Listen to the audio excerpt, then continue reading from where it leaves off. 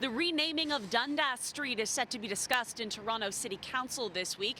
Councillor Stephen Holyday is bringing forward an administrative inquiry tomorrow, asking several questions that he says reflect the concerns of his constituents. If the city is going to spend multiple millions of dollars, does it make sense to change metal signs? Or does it make sense to put it towards true and meaningful acts of reconciliation? The city estimates it would cost $8.6 million to change the name of the 23-kilometer east-west thoroughfare and other civic assets carrying the Dundas name. Council voted in favor of the move due to Henry Dundas's role in delaying the abolition of the transatlantic slave trade.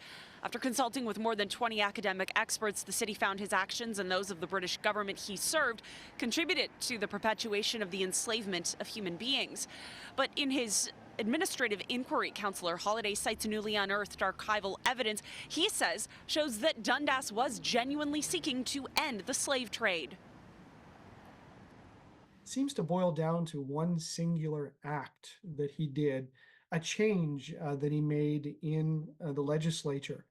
However, there's more to Henry Dundas's life, and many academics have stepped forward to say that people's opinions are wrong, that in fact they think that he was somebody that supported the abolition of slavery quite vigorously, and in fact was very pragmatic about it, and his change may be a contributor to it being successful at that point in time.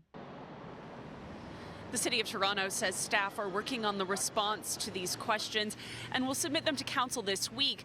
But the city has previously said the renaming of Dundas Street furthers the city's commitment to confronting anti-Black racism, advancing truth, reconciliation and justice, and building a more inclusive and equitable Toronto. Now, a community advisory committee is set to report back to the city by the end of this month with suggested names for Dundas Street and some of the civic assets such as Young Dundas Square along that street. Once it has presented those, it will be presented to the public as well for input.